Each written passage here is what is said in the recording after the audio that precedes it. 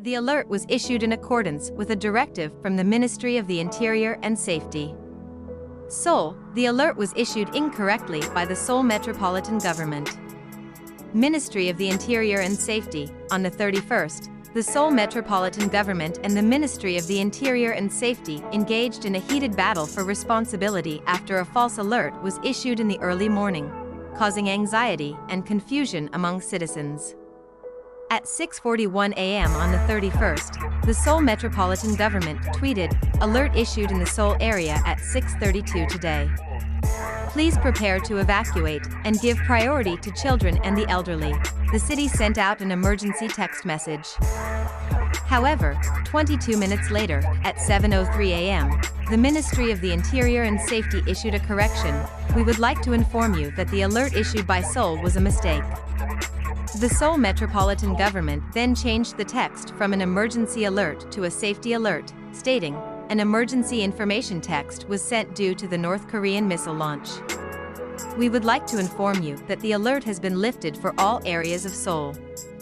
Please return to your daily routine." The text read. The Seoul Metropolitan Government and the Ministry of the Interior and Safety claimed responsibility for the mixed messages. The emergency text may have been an overreaction by field workers. "But we believe it was not a mistake," said Seoul Mayor Oh Se-hoon in a briefing room at City Hall later in the day, adding, "Safety cannot be compromised, and the principle is to respond to the point of overreaction." This was a direct denial of the Ministry of the Interior's position that Seoul had issued a false alert. Shortly before Oh's press conference, the Seoul Metropolitan Government released a press release stating, at 6:30 a.m., the Centralized Control Center of the Ministry of the Interior and Safety issued an announcement saying, "Current time, actual alert issued to Baekryongmayan and Daecheongmayan. Areas that have not received the alert should issue their own actual alerts," it said.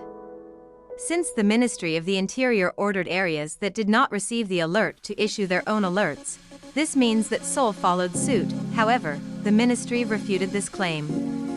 The ministry says Seoul misunderstood the order and issued a warning. The reason why Seoul's disaster text was a mistake is because it was different from what the military initially informed us, said a Mullet official. The order was shared nationwide, not just in Seoul. Unalerted areas are areas that have not received warnings in Baekryong and Daecheongmayan, which are subject to alert warnings. This can be understood by reading the latter part of the order, which calls for town and village heads and civil defense officials to respond.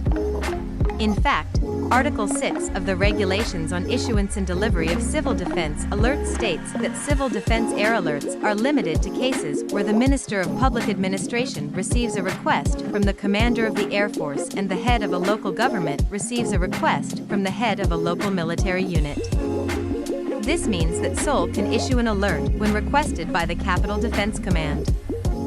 In the case of Baekryong and Daecheongmayan, Ongjingun, Incheon, where the actual alert was issued, the Ministry of the Interior sent the disaster text directly, not the city of Incheon.